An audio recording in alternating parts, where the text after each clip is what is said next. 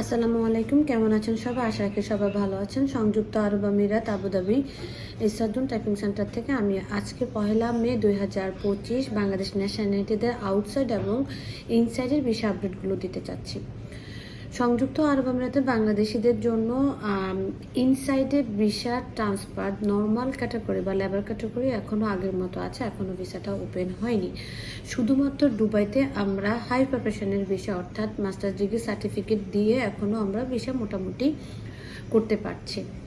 আর তাছাড়া visit visa থেকে শুরু করে ফ্যামিলি ভিজিট ভিসা আউটসাইড কান্ট্রির জন্য এখন পর্যন্ত কমপ্লিটলি বন্ধ আছে, এবং আউটসাইড কান্ট্রির হাই প্রফেশনাল ভিসাও এখন পর্যন্ত কমপ্লিটলি বন্ধ আছে। যার সিস্টেমে আমাদেরকে একটা আপডেট আসছে, যেটা হচ্ছে আউটসাইড সার্টিফিকেট ভেরিফিকেশনের জন্য আগে কোনো রকম পেমেন্ট আমাদের কাছ থেকে মোহরি দিত না, বাট এখন সিস্টেম আপডেট করে দিয়েছে যে সার্টিফিকেট ভেরিফিকেশনের জন্য 254 দিরহাম তারা নিবে।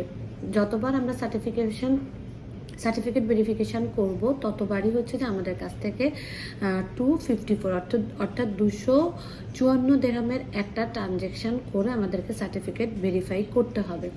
আর সার্টিফিকেট ভেরিফাইয়ের পরেও কিন্তু আসলে অনেকগুলো প্রসিডিউর আমাদেরকে খুব কঠিনভাবে মানতে হবে আউটসাইড কান্ট্রি ভিসার জন্য। তো এই আপডেটটা আসলে সিস্টেমে আসার পর থেকে আমরা আরও বেশি উদ্বুদ্ধ হয়ে পড়ছি। বাবা আমরা কি পরিমাণ এগ্রি, ভিসা ওপেন হয়ে গেছে না, ভিসা ওপেন হয় নাই, জাস্ট একটা ট্রানজ্যাকশান অ্যাড করেছে মাত্র, ঠিক আছে। তো এবার যদি ভিসা ওপেনও হয় আমাদেরকে আসলে খুব বেশি রুলস রেগুলেশনের মাধ্যমে খুব কঠিনভাবে আসলে আসতে হবে, আগের মতো করে আসলে আমরা পারবো না, ঠিক আছে। আপনারা অরিজিনাল সার্টিফিকেট থাকলেও সেটা আসলে অরিজিনাল কিনা সেটা আমাদেরকে কমপ্লিটলি সিস্টেমে ভেরিফাইড করবে, দেন আমরা আসতে পারবো।